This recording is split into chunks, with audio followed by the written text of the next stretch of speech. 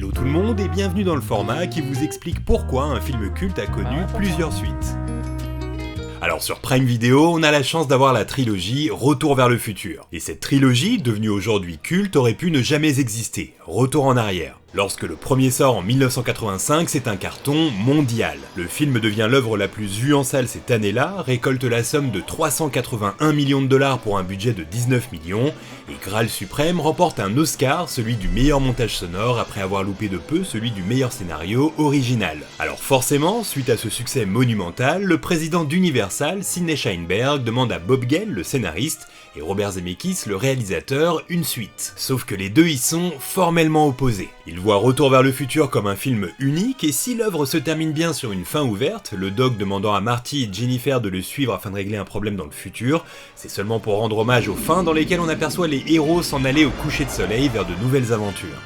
Robert Zemeckis ajoute même que les suites au cinéma ça ne fonctionne pas, prenant comme seul contre-exemple Le Parrain 2. Les deux compères expliquent donc tout ça au patron d'Universal, qui lui est plus pragmatique puisqu'il leur répond « Écoutez, les droits nous appartiennent, donc de toute façon, il y aura une suite avec ou sans vous ». Ce dernier, lors de la sortie du film en cassette vidéo, fait même ajouter un bandeau « To be continued » à la fin du film.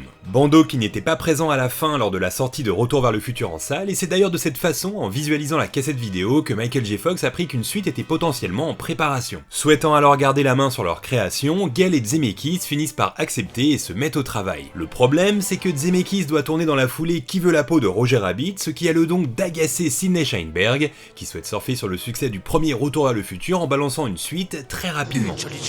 Afin de s'atteler à cette suite, la première des priorités est de continuer avec le cast existant. Michael J. Fox et Christopher Lloyd acceptent rapidement de reprendre leur rôle, tout comme Lea Thompson et Thomas F. Wilson.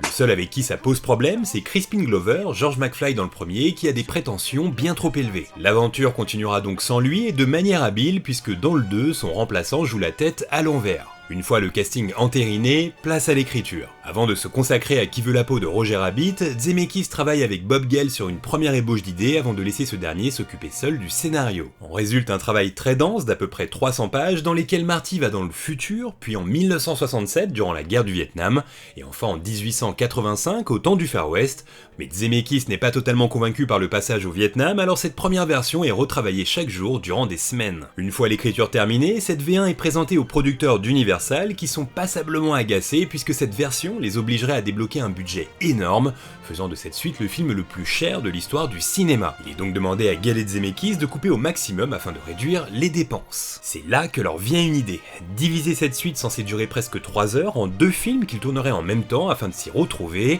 niveau budget. L'idée séduit Universal, alors en février 1989, le tournage du 2 peut enfin débuter. S'en suivra un tour de force, puisque quelques semaines plus tard, durant le tournage du 3, les journées de Robert Zemeckis étaient constamment les mêmes, tournage de Retour vers le futur 3 la journée, et montage de Retour vers le futur 2 durant la nuit. Un rythme incroyablement éreintant qui, au final, s'avère impressionnant, puisque même s'il n'atteint pas les sphères du Parrain 2, le deuxième Retour vers le futur est aujourd'hui considéré par bon nombre de fans comme l'une des meilleures suites de l'histoire. Voilà comment Retour vers le futur est devenu une saga, et ça tombe bien car ça nous fait au final 3 bonnes raisons de se replonger dans cet univers sur Prime Video. N'hésitez pas à dire en commentaire quel est votre préféré de la trilogie. Perso, c'est le 1. Enfin, j'hésite avec le 2, et le 3 je le trouve beaucoup trop sous-coté, il est vraiment pas mal. Bref, j'arriverai jamais à me décider. Peut-être que vous, oui, dans les commentaires. En tout cas, à bientôt.